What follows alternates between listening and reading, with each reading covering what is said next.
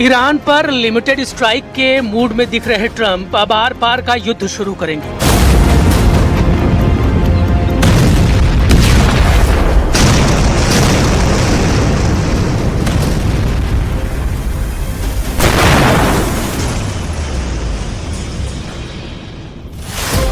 एक ऐसा युद्ध जिसका सिर्फ 3 मकसद है: ईरान में तख्तापलट, ईरान के एटम बमों को बर्बाद करना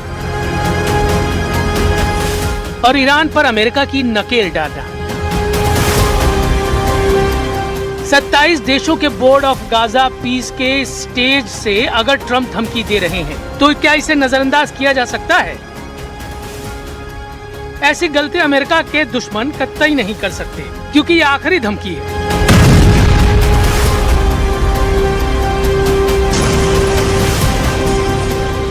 ट्रंप ये बात 1000 बार कह चुके हैं कि ईरान को सरेंडर करना होगा, ईरान को एटमी अड्डों को बंद करना होगा। ईरान के पास कोई चॉइस नहीं है। अगर ईरान ट्रंप की नहीं सुनता तो महायुद्ध होगा। They cannot continue to threaten the stability of the entire region, and they must make a deal.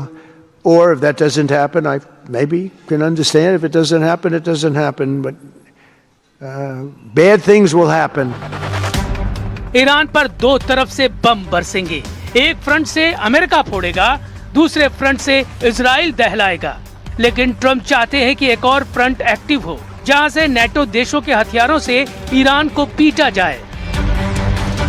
इसीलिए अमेरिका की तनी मिसाइलों का ट्रिगर नहीं दब रहा। इसीलिए सुपर पावर के जंगी लड़ाके वेट एंड वॉच कर रहे हैं।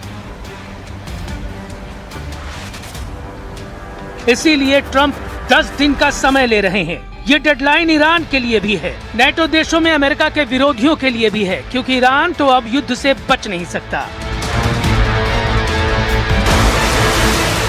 इजराइल के पीएम बेंयामिन नेतन्याहू ने आयतुल्लाह अली खमेनी के नाम पैगाम भेज दिया है। इजराइल सबसे बड़े दुश्मन के खिलाफ अपनी पूरी ताकत झोंकने जा रहा है।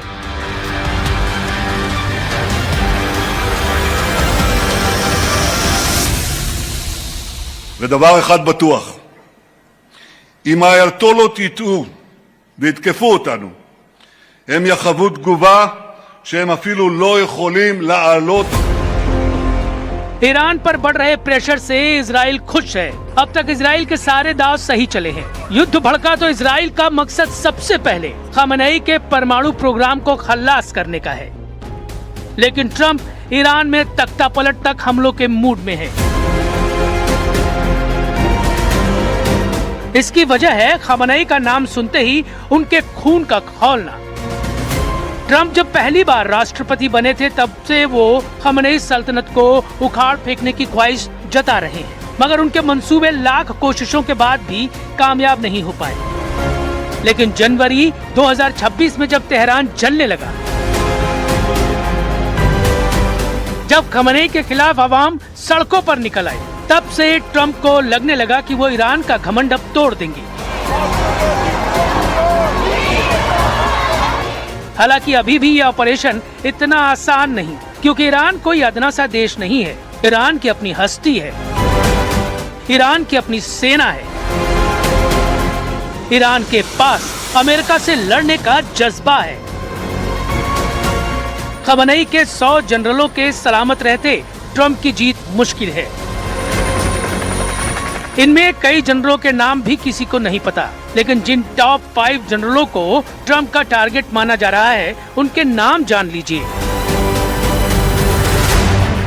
खमेनी के सेनापति कहे जाने वाले जनरल मोहम्मद पकपौर ट्रंप की हिट लिस्ट में टॉप पर हैं। पकपौर इस समय इस्लामिक रेवोल्यूशनरी गार्ड कॉर्प्स के कमांडर इन चीफ हैं। दूसरे नंबर पर ईरान की मिलिट्री के commander in chief Aamir Hatami माने जाते हैं। ट्रंप का तीसरा टारगेट अब्दुल रहीम मुसावी है। ईरान की तीनों सेनाओं के चीफ ऑफ स्टाफ मौसी ने 2025 में चार्ज संभाला था।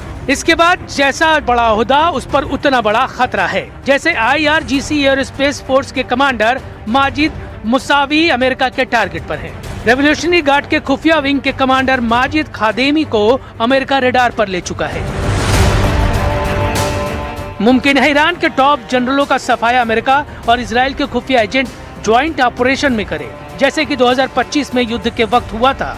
तब इजराइल ने ईरान के 2 और कमांडरों को मारने का दावा किया था। इसमें एक कुद्दुस फोर्स के कमांडर सईद इजादी थे। सईद इजादी की हत्या ईरान के क्रूम शहर में की गई थी। एक अपार्टमेंट में इजराइल की एयरफोर्स ने बम से उड़ाकर इजादी का अंत किया। वहीं ईरान में IRGC के कमांडर बेनहम शरियारी को बेमौत मारा गया था। कमांडर शरियारी के पास हिजबुल्लाह, हमास और हुती को मदद पहुंचाने की जिम्मेदारी थी। खमैनी के जनरलों के साथ अमेरिका इजराइल सीक्रेट अड्डों पर तहलका मचाना शुरू कर सकते हैं। PM नेतन्याहू ने जानकारी दी कि इजराइल के दुश्मन फिर से सिर उठाने लगे हैं।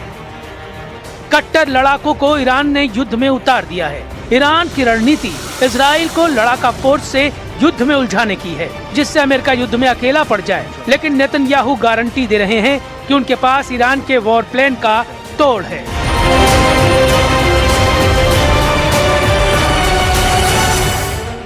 הגורמים הקיצוניים מסרבים לוותר. הם מתארגנים מחדש כדי לאתגר אותנו מחדש. איננו נחים על זרי הדפנה. אנחנו ערוכים ודרוכים להגן על עצמנו מול כל אתגר. ईरान को काबू करना अकेले इजराइल के बस की बात नहीं है, ये बात ट्रंप जानते हैं। ईरान को रोकना उनकी नौसेना के एक कैरियर स्ट्राइक ग्रुप के लिए भी मुश्किल है, क्योंकि ईरान से युद्ध में बेहिसाब डॉलर का खर्च है। अमेरिका को हर दिन करोड़ों डॉलर का झटका लग रहा है। ये जंगी बेड़े, ये जंगी जेट, ये युद्धपोत पानी से नहीं चलते। इनके एक दिन का खर्च इतना है कि सुनकर सिर चकरा जाता है।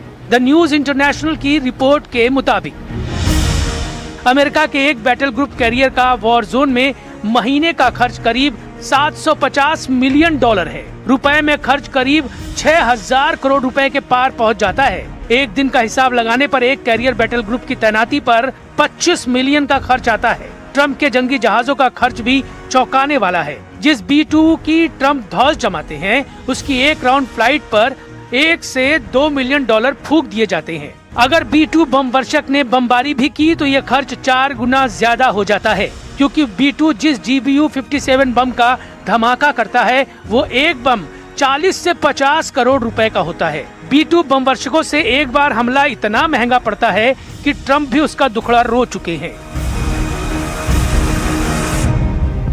मतलब युद्ध में जितना घाटा ईरान को होगा, उससे कम अमेरिका का नहीं। ईरान का वैसे भी ज्यादा कुछ दांव पर नहीं है। अमेरिका ने प्रतिबंध लगाकर ईरान को तबाह कर रखा है। ईरान में भयंकर महंगाई है, लोगों की जिंदगी दांव पर लगी है। लेकिन सुप्रीम लीडर अली खamenei के लिए वफादारी ईरान में रत्ती भर कम नहीं हुई है। सर्वोच्च धर्मगुरु के लिए जान देने करोड़ों लोग यूं ही सड़क पर नहीं उतर आते। इस वक्त तो अली खamenei को रूस के राष्ट्रपति पुतिन की पावर मिल गई है। ईरान के लिए खाड़ी के कई देश रहम की अपील कर रहे हैं। तुर्की जैसा अमेरिका परस्त देश भी ईरान को बख्शने की दुआ मांग रहा है। ऐसे में अगले 10 दिन बेहद संवेदनशील बन गए हैं। ट्रंप की अगर नहीं सुनी गई तो वो क्या कह ढाएंगे, कोई नहीं जानता।